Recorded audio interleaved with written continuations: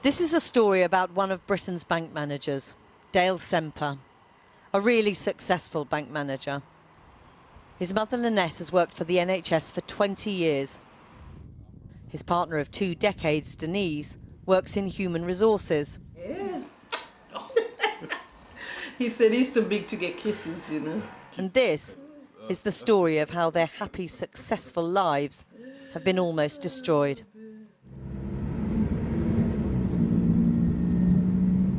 I'm accustomed to being pulled over and stopped when I'm driving cars and so on. I'm accustomed to it. I get it. Never liked it, but I understood, right? But this particular day when they've come out, it was so many police officers. And they said, we're here to arrest you for firearms. I'm like, firearms? I'm like, really? I said, no, you got the wrong person. I don't get this. I'm on my way to work. I'm a bank manager.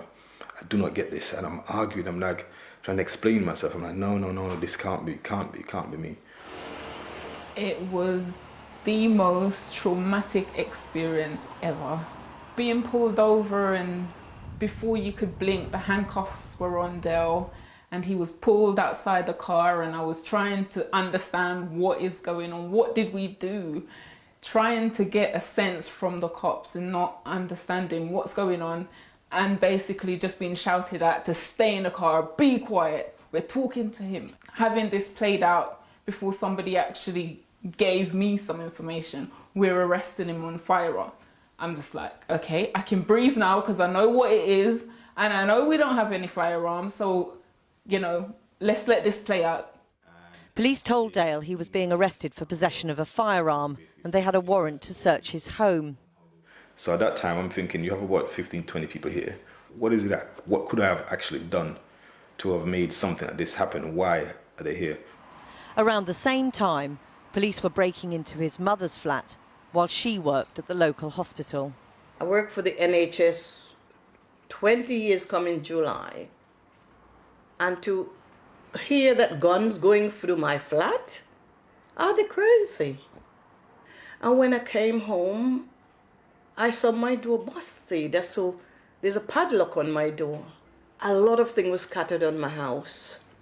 All of my drawer with my panties, my bras, everything was pulled out, thrown on the floor. I wouldn't even wish that on my worst enemy. Back at Dale's, the police's line of questioning, which he says he was later to learn underpinned the allegations against him, was how could he afford the things in his house? A nice car. One of the comments the police officer even said when they came in, how did you get to have all these things? I'm like, have all of what? I don't understand. And he's like, it's clear that on one of the statements they've written, they said we're living above our means. I'm like, how can you know we're living above our means? You don't know what I do. No firearm was found in his house, his partner's or his mother's. And for the first, but certainly not the last time, the family thought that would be the end of it. But during the search, police found just under £2,000 in Dale's safe.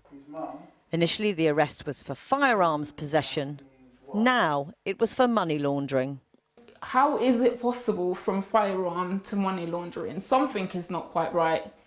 And from the onset, the undertone to this whole investigation was, look at us, we are black people. This is the reason why this is continuing, and there is no end to this. We both go to work, we both put in our 9 to 5, we make sure we do that.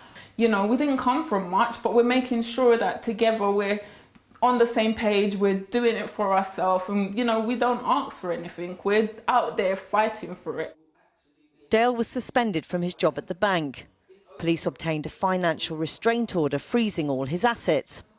Dale, who owns a number of buy-to-let properties and with his partner shares a 6-figure income, says he couldn't even get £1 out of the cash point. Terrified, the couple replaced their legal aid solicitor with a private lawyer for several weeks, focusing on justifying all of Dale's financial dealings. The information he provided was, I have an explanation. I've explained my assets, my finances. He produced, within 24 hours, a file because they said his watch, his jewellery, his possessions were all tainted items. So under the Proceeds of Crime Act 2002, They made the assertion that everything was part of the proceeds of crime.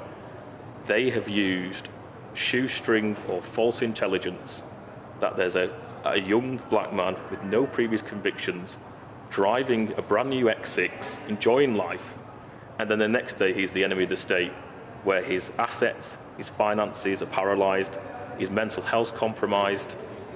His whole life is literally being watched. 7 weeks after it was put in place, the financial restraint order against him was dropped, as there was no lawful grounds for it to remain in place.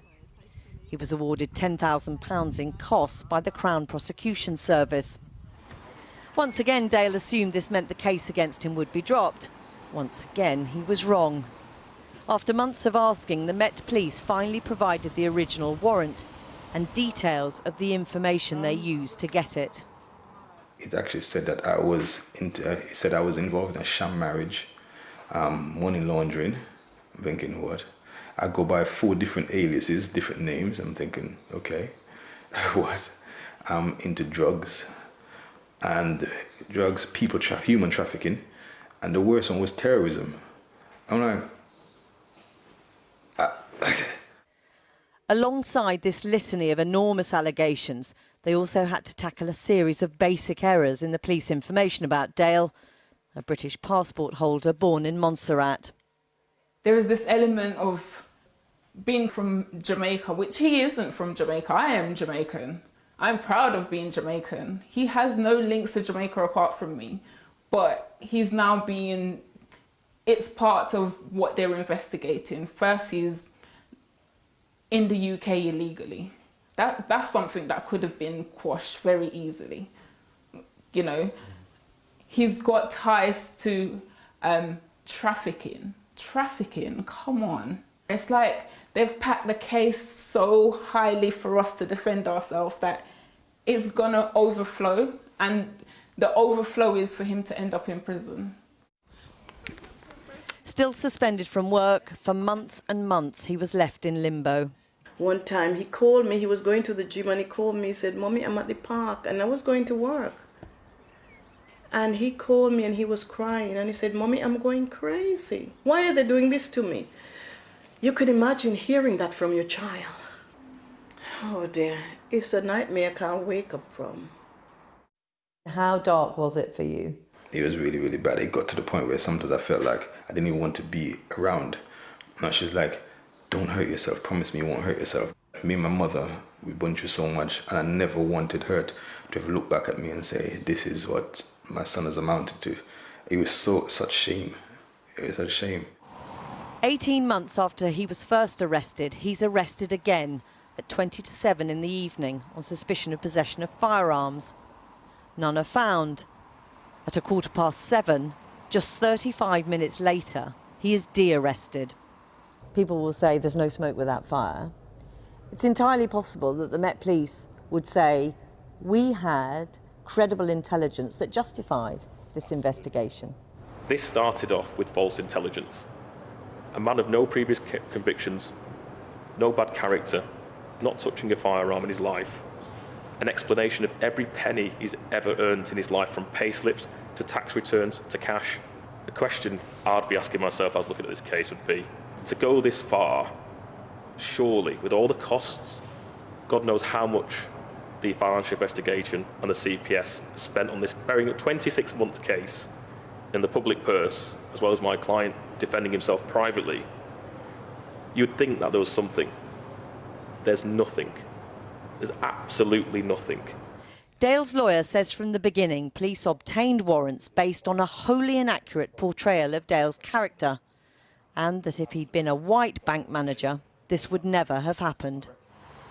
On the 11th of October, the Met Police tell Dale's lawyer no further action will be taken in the case. There was no apology. I've had to become the best bank manager for years, for quite a few years. It's something of memories of my past and what I've achieved. But the person I was before now, I feel like that person is now gone. Like I said, I feel like something has been taken away from me, and I feel like I can never get that back.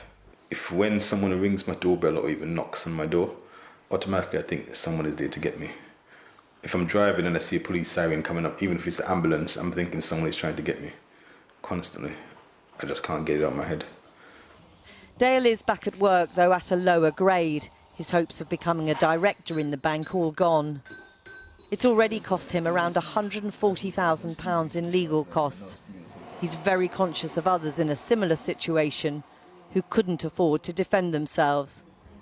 He now intends to sue the Met for damages. The family hope for an apology.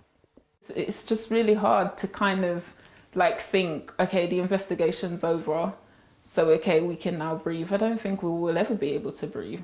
It means so much to me that people that's around me, they would know that I was innocent. I just feel that if you're good people and you're doing things correctly, in the end, you will prevail. It will happen. It has to happen.